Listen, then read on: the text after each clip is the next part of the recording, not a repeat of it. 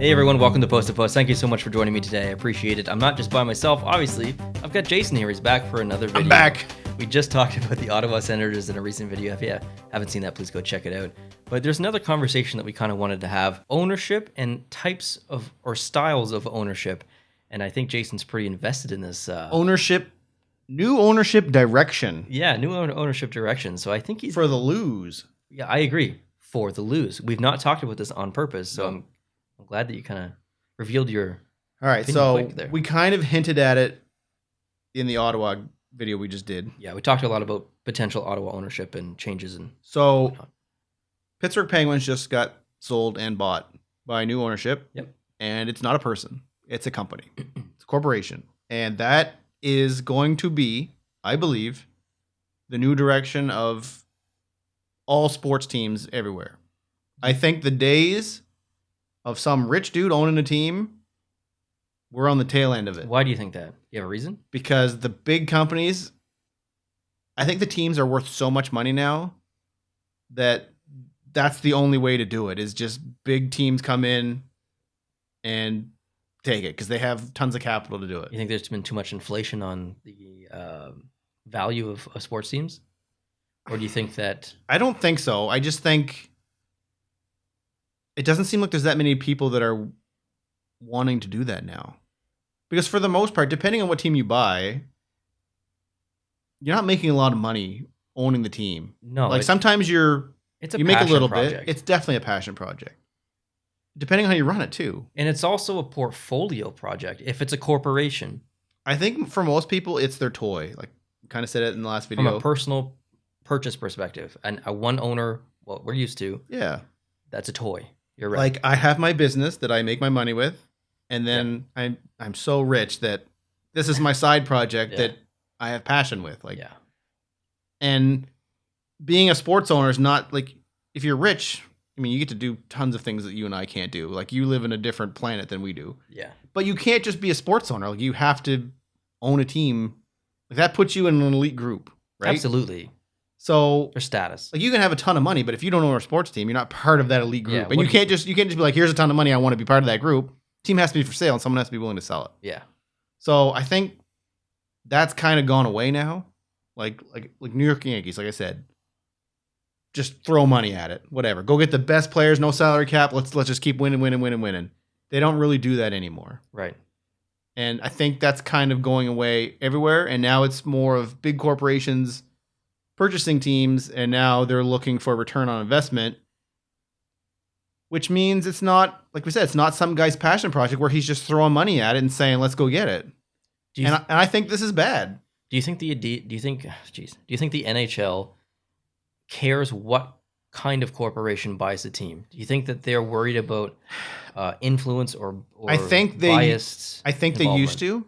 I don't think they do anymore. Like, I think the league wanted human owners, like people. Yeah. Because it's just... Because they would be emotionally invested? That's right. Yeah. And, the owners sit on the... Whatever. They go to the owners' meetings, whatever. It's a lot different when you have a board in charge of that, and then you're sending a representative from the board. And exactly. It's just different, right? And like I said, if it's your passion project, you're not worried about making money from it because... If you need the money from it, you sell it down the road, and you're going to make more than you paid for it, no matter what. It's going to go up. You're worried about making it awesome. That's right. You're looking for, hey, I'm the man, I'm the owner, I got it done. Like, what's the guy's name down in Washington when he won the cup? He's like that. Oh, jeez. Leonsis or Ted Leonsis? Yeah. Something like that. Like, he's like, I'm the man now. Yeah. And he just because he owns that team. They come out on the ice after the Stanley Cup. And absolutely. They raise the cup. Of course they do. Like Jeff Molson could be the guy out there holding the cup, being like, totally. You can't do that if you're not an owner. He's there every night for a Canadiens game, basically. Like, he is emotionally invested. Do you think if Kellogg's bought the Ottawa Senators, do you think the president of Kellogg's or anyone's going to be there watching the game? They're just part of an investment portfolio, and their numbers on a paper. They might be there, but they're there with other business people talking about business and not watching the hockey game. That's right. So, but if it's a company like Kellogg's is fine, whatever. They can buy the Ottawa Senators. But what if it's Adidas? What if Adidas wanted to buy an NHL team? Do you think there's a conflict of interest there? Because they already have a third-party contract with the NHL, not involving teams, but There might merchandise. be. There might be that way.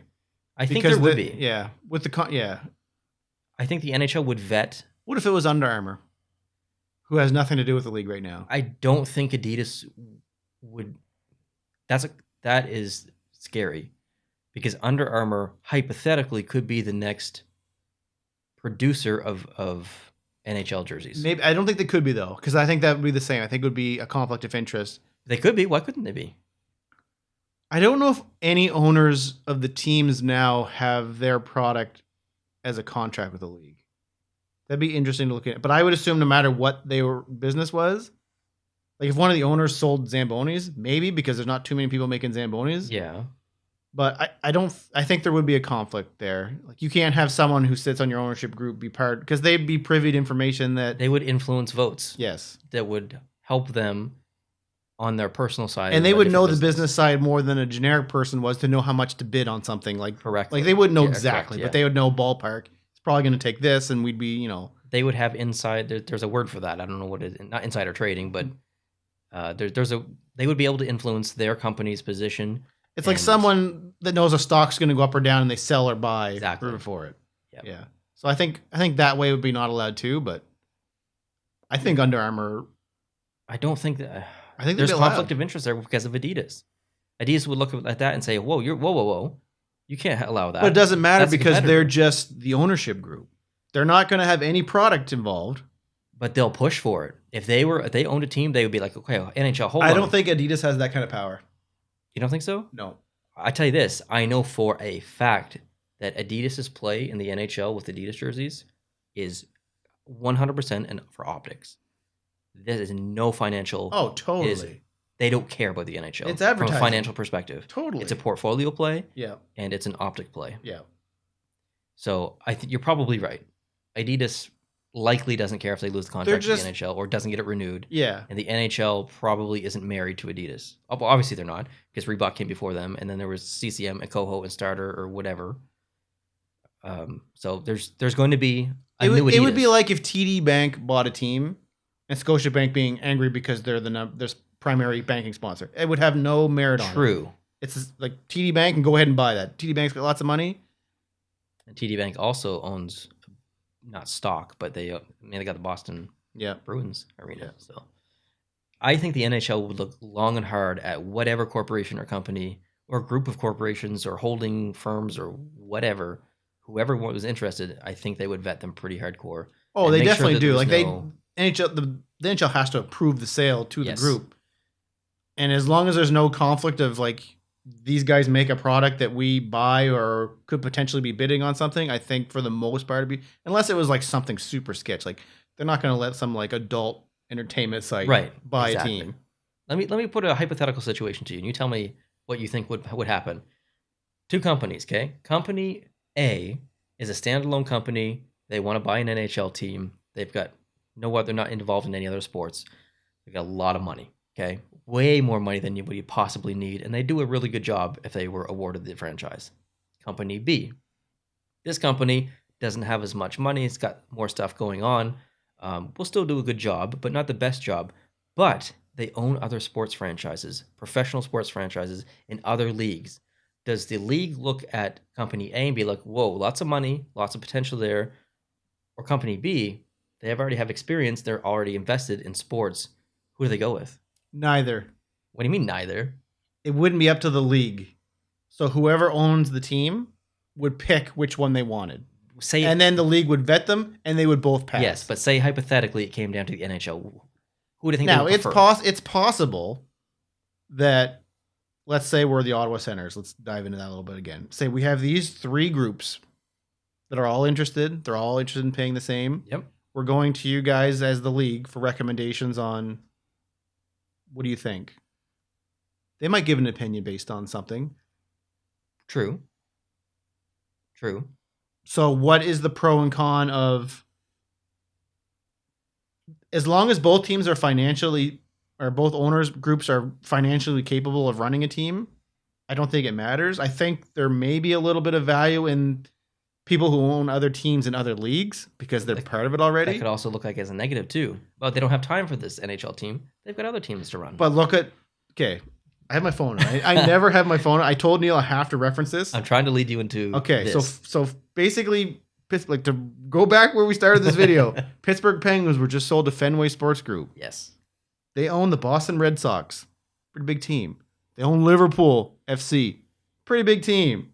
They own the Penguins. They own Fenway Park. They own a ton of stuff. Yep. Like they own 80% Shake and Nesson, the network. Shake and Nesson? Shake and Nesson Bake. But there's no conflict there. Yeah. Because I think this is the future of ownership, and I think it sucks for fans. That's the whole point of this video. It took us forever to get here. I don't like this because they're not going to be owning these teams as passion projects. If you are a publicly traded company, you have to answer to investors. Yes. So you can't say, you're going to look at a player. We could sign this player for $9 million. Mm-hmm. This is what he's projected to give us. Or we could get this guy for $6 million. He's going to give us a little bit less, but price per dollar, this guy's more economical. It's all about this money. is what we might see. Like, you're going to still have your superstars. Like, they're going to pay the superstars. Mm-hmm. But, like, look at Carolina. Dude's cheap. And he's a private owner. What if that was a company? And I'm kind of glad you mentioned that because it's not just from a roster perspective. Tom Dundon, I think is his name. Yeah. That's his passion project, and he's involved in the jerseys. He walked in and said, everyone is overpaid. I am not paying. But look how much Brindamore makes. He's a great coach. He paid nothing. I agree, but he also did stuff for the fans. He brought back the Hartford Whalers jerseys as the alternate and as the reverse retro. He's a smart businessman, though. Yeah, but he cares about... He cares to a point, I think. So I think I see through him a little bit. There's positives and there's negatives. He's a really good person for the fans. Maybe not so much for the business hockey side, where corporations probably all about business and I think if he owned that team in Toronto or Montreal, fans would look at him differently.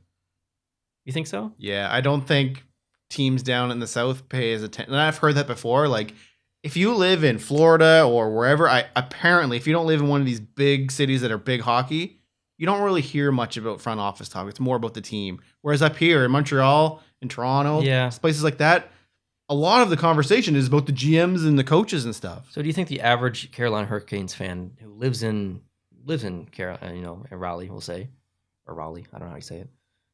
Do you think that they knew about it? Or do you think that it was only really news in Canada? And if they did know about it, do you think they'd really care? Knew about what? That he didn't want to pay some of his employees as much as... I don't think... maybe they knew, but I don't think they really care because you can't argue with his results right now. The team is amazing. Yeah, that's true. That's true. So unfortunate for us, I guess. He's gone in saying, I'm not going to pay as much. Mm-hmm. And he's lucky he's got people who are passionate about being there, like Brendan Moore and stuff like that. Yep.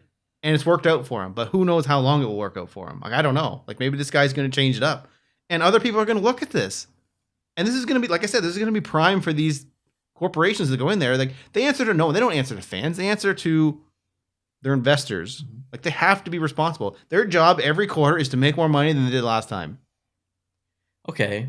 So, like, you can't look at it as a passion project where, like, we're going to buy this guy out. This guy, we're buying him out, we're freeing up that cap space, we're going to go do this. Okay, I agree. There's not going to be any of that.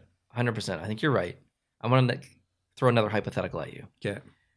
The league is having backdoor conversations with multiple corporations. They've got two corporations that they're willing to invest more than $650 million. They're throwing $9 million at the league, but they want expansion teams. There's two of them. $9 million. $90 million. Okay. $900 million, sorry. Okay. I was going to say, I don't know where you're going with it. Did I say $9 million? You said $9 million. I was going to say $9 million, that's not even going to get you Austin Matthews. Yeah. $900 million each per corporation. The agreement was made behind back doors that each corporation would give $900 million, which is $1.8 billion. Is that correct math? Yep. To the NHL for two expansion teams, 32 to 34 teams. How can the NHL say no to $1.8 billion? Yes. What do you mean they can't say yes? You can't water the product down. It's going to get worse. The NHL needs money. I know they do. Like especially right after now. COVID. How can you say no to $1.8 billion plus any future potential merchandise, ticket sales, all that other revenue? So here's what I say. Growth of the game? Like, look at Seattle. Seattle didn't do very good this year, obviously. Predictable. So now you need to add another 60-ish players who aren't in the NHL right now to fill out the rest of the Do you roster. think there's not players that are good enough to fill out the NHL? Not 60. I disagree. Really? I think You think there's 60 people that aren't in the NHL right now that could be competitive? yes, and I think the game would change a little bit, and I think that would allow the real superstars to shine more, because all the rosters would be thinned out a little bit more. There'd be less quality people by a little bit. You're not winning this argument right now. You're thinning out. No, You're lowering quality. No, from a viewer perspective, you're going to see your superstar score more, have more highlight reels. In because theory, he's playing against worse people. Maybe, or you're going to have your two superstar lines against each other, so they're kind of balanced out, and then you're going to have lines 3 and 4, which are just absolute garbage now against each other. No, I think even the worst possible NHL player and the additional 60 players can still make I think it's too watered down for me. Now, I don't know how you say no to that. I don't want 34 teams, just for the record. I want 32. I don't want any more teams. But I don't know how you say no to $1.8 billion. Plus any So what are you saying? Like Houston, Quebec City? Houston, Quebec. So you get one more in each conference. Unfortunately, the divisions get a little testy. Mm-hmm. You could arrange the alignment going into the playoffs to make things a little bit easier. But things are still basically aligned for the most part. Like, that's not that of a hiccup in how things are run. Like, what are you really sacrificing other than what you mentioned, which is probably the most significant thing? But what else are you sacrificing? See, for $1.8 your million? argument is good. Thank you. But I don't like it as a fan. I think it's bad for a fan. I think it's good for ownership, and I think it's good for players because when you have expansion teams, that money doesn't go into hockey-related revenue. That's pure money for owners. Yes. So it's not shared with the players. So you're like, players wouldn't be for that. But you're getting 60 more union people into that. So that you're increasing the size of the union, you're getting more players in, more people getting money. So the union's for it. Yes. But like I said, us as fans, it's getting watered down more. I think it would be insignificant. I don't think the average hockey fan, I don't even think the above average hockey fan would notice or care that much. If we went to 24 teams right now, I think it would be intensely more intense. The epic sentence. Yeah. That's how intense it would be. You're not wrong. I think you're 100% right. It would be the best quality hockey ever. So, but I wouldn't like that. Let's say players are on board and owners are on board. With the two new expansion teams? And for some reason, they needed fan approval. Okay. Do you know what I would say? And this is completely off topic, and we'll go back to this video after this. I'd say give me 1 through 8 in the playoffs, and you can have it.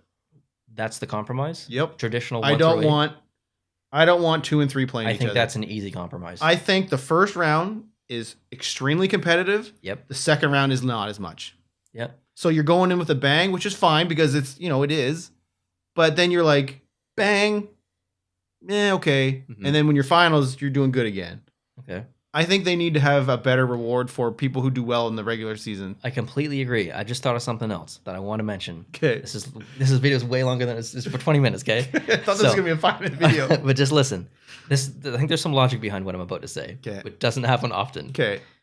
The NHL compromises with the fans. There's fans like you, like, okay, no more teams. You're just going to water it down, whatever. I like that we think we have power in this team. Yeah. But then the NHL goes, okay, I understand, you're not wrong, but we love money. We want the $1.8 billion, whatever. That's a lot of money. Okay, we're going to do so many great things with that. So many great things. We don't need jersey sponsors anymore. We don't need helmet sponsors anymore. We're going back to a bit of a traditional stance. No sponsors on any hockey equipment. I don't think they would do that. I don't think they would either. Because that's hockey-related revenue, and the buy-in is not. So the players would turn that down. The players are for the advertising. People don't want to hear that. Dude, they're like, if you can get her escrow down, you do whatever you want to get that escrow down. They're saying, like, load me up, I'll tattoo my face. That's how much I'll bring that. Think about how much credibility and love that would create across the NHL. I think most people don't care about the advertising. Oh, I think you're wrong. No, I think it's about 2/3 to 1/3. I think everybody's angry at first, and 5 years down the road, they don't even care anymore. They don't even pay attention. I think most people don't even know that jersey ads are coming to jerseys. It's just going to be a little patch, right? Little relative. I mean, it's going to be about the size of that A. It's going to be about the size of the A. Yeah, and I think people will. I think it'll be a moan fest. People are going to be outraged when it comes. Fast forward 3 years, it's going to be a non-issue, 100%. I don't. Except for the jersey nerds, they're going to be, and they're right. Dude, a jersey's like a sacred thing. It's the only. Who wants to go pay 300? And especially, say like you want to be current, like you, Kale, all these people out there. Yeah. So you have to have the current sponsor. What happens if they decide to switch sponsors next year and it's different? Like, are you going to keep maintaining a list of jerseys every time a sponsor changes because that's the most up-to-date jersey? I wouldn't. As soon as those sponsors, as soon as those ad goes on jerseys, I'm not buying any more jerseys. And do you want to buy a jersey? What if they sell the jerseys without the ads? And then it's not authentic to what the players are wearing on the ice. No, I wouldn't care. I would buy the jersey without the ad. Yeah? But I think Kale does not like that, right? He won't buy any with ads. He won't buy any with ads. He's done. But they make too much money off that. I don't think they would do that. But what if they made an agreement 5 years because we get all this money from the new corporations coming in, or the two new teams rather? But that's not hockey related revenue. But still, you're still making that's the biggest sacrifice. That's the way to please the fans. 5 years. I don't think they'd care about the fans. You don't think so? No, not about that. I don't know what else they could offer. Like, I don't know either. Like, in reality, they don't really care about the fans. Like, I like that we're pretending we have a voice here, but I don't know. I don't think they would go to 34 teams right now, but I can't give you an argument as to why they would not. But I don't think they would. I don't know what they would say. They're hard up for money. They're hard up for money. It's pro for the union. It's pro for the owners. Like, it does water the product down. And I bet you. But they've got two cities that could take teams right now very easily. And the only way I think that happens, going back to the original point of the conversation, is if two corporations did it. I don't care what corporations are. I don't think there wouldn't be two singular owners to come in and do that. Mm-hmm. I just don't think that's a possibility. I think a corporation, even if they weren't interested, if the NHL went to them and be like, listen, we're thinking about expanding. We want to start the conversation. Would you be interested in this for your portfolio? Okay. We are way off topic now, but I'm going to keep going with it. Okay. Say Quebec gets a team. Okay. Expansion or relocation? No, it's going to be an expansion. We'll go with your idea. Okay. Do they have permission to use the Nordiques, or does that stay with Colorado? Colorado has jerseys with the Nordiques logo on it. Like, it's different when Winnipeg went back because there was no Winnipeg thing. See, that gets really complicated because I think the Dallas Stars owns the licensing rights to the North Stars, but not all of them. Like, there's a lot of specificities in there. They went to Quebec. They were not allowed to be the Nordiques. Would you support that as in you can be something else, or would you want them to be the Nordiques? I want them to be the Nordiques. But, for instance, Minnesota Wild used the North Stars colors, even though Dallas, in the reverse retro, even though Dallas owns the licensing rights, I think, and branding rights of the North Stars. So Quebec could get gifted a team, or whatever. Buy a team. And they could have the same colors. But it doesn't matter if they're not the Nordiques. But it doesn't, exactly. It doesn't matter if they're not the Nordiques. Quebec cannot have a team unless they are called the Nordiques. Same as the Winnipeg Jets. So do they have to make a deal with Colorado since they technically bought the rights to that team? They would have to buy the branding rights, I think, from Quebec or from Colorado. What if Colorado said they didn't want to do that? Or do you think they would? I think Colorado's like, we had the reverse retro. We're going to have another one. We love money. Here you go. How much money do you think they made off the reverse retros versus getting paid from this group to own the rights? No, I don't think Colorado really made any money. So they would probably accept a check to do it. That's not it. Yeah. Colorado's making zero money on Nordiques merch. Yeah. Like, they're making some, but the NHL is also making more. Especially up here. Like, it's nostalgia up here. Down there, yeah. I don't know if you live in Colorado, like, sure, it's kind of cool, I guess, but it's not. Doesn't really mean anything to you. I don't think people from Colorado give a crap I think about you're the Quebec right. Nordiques. Yeah, you're probably right. So, they don't come back unless they're called the Nordiques. And then that gets complicated. That's why I'm wondering if that's complicated. Houston's easy. Because the Jets went back. Okay, I'm having a really bad brain fart moment. Who did Atlanta become? Oh, Atlanta became... Okay, the original Winnipeg Jets became the Phoenix Coyotes. And then the Atlanta Flames, who was an expansion team, or Atlanta Thrashers, rather, who was an expansion team, became the Winnipeg Jets. But the Winnipeg Jets... So who owns the rights to the Jets? Do the Jets own the rights? The Jets own the rights to the Jets. But I don't know if they always retained it in a company that was just there. Like, that's why I'm wondering, did they have to buy the rights back? I don't remember. So clearly it can be done. It can be done. Absolutely. But there was no Jets reverse retro merch and all that back then because that didn't exist. Correct. Right? I don't think they had a Jets night where they went out and wore. No, not There's in been. Atlanta. No. Isn't that kind of weird if you look back and say, look, the Nordiques are back, but hey, Colorado played in their jerseys like a couple years ago. But the Atlanta Flames, obviously you know where they went, the Calgary Flames. Yeah. And I think Calgary actually did, maybe just a couple of days ago or a couple of weeks ago, they did a warm-up jersey, I think, with the original Atlanta Flames logo on there. So they clearly own the rights to like when you buy the team, you're buying everything. But here it gets even more complicated than that because the New Jersey Devils in 1982 came from Kansas City, I believe, Kansas City Scouts, and Kansas City Scouts came from the Colorado Rockies. Holy crap! And this is complicated. So now there's a team in Colorado. So does Colorado able to use the Rockies? Probably not. Stuff? Probably because they probably would have done that. They would have had a throwback night by now, right? That's what you think. So, but does the Kansas City Scouts own the Rockies, and that didn't transfer onto the Devils? And does the Devils don't know. It's so complicated. Yeah. I don't know. I don't even know where to find that information. You'd have to ask someone that you'd have to call into someone. Yeah, you'd have to have like an investigator look into it. Yeah. I don't know. So anyway, the whole point of this video was about corporate ownership. We talked about everything. This is a podcast all over the place, just bouncing around. Yeah, what 28 minutes? Yeah, okay, let's wrap this up. Good conversation regardless. I mean, if we went off topic a little bit, but basically expect more companies to buy teams in the future. Yeah, that's obviously the trend. And I don't think there's anything, obviously there's nothing we can do about it, regardless of our opinion. It's probably better for the NHL in a long-term financial perspective, worse for the fans, short and long-term. But yeah. I don't know how much worse, but definitely worse. Yeah. If you got a guy that's just like, let's go for it versus a company, that's what you're looking at. Probably depends on the guy. If Elon Musk bought a team, that's better than a corporation because he's like 9 corporations in one. Unless he's stingy, like the buddy in Carolina. He's so tactical though. Like I don't think, and he's so playful. I don't think he would. He wouldn't be stingy. He'd just be like, he'd just be like, yeah, go do this. Yeah. Anyways, thanks for the conversation, Jason. I appreciate it. We'll do more videos like this in the future, hopefully. If you guys are interested, and if you hated it, hey, that's cool too. Sorry. Let us know down below in the comment section. We'd appreciate that. And obviously, let us know your opinion on the whole situation as well, and all the topics that we covered unintentionally in this video. We'd love to hear your thoughts on whatever we talked about. Hope you guys are having a great day. Please subscribe if you're new. Hit the like button if you liked the video. And I'll talk to you in the future. Adios.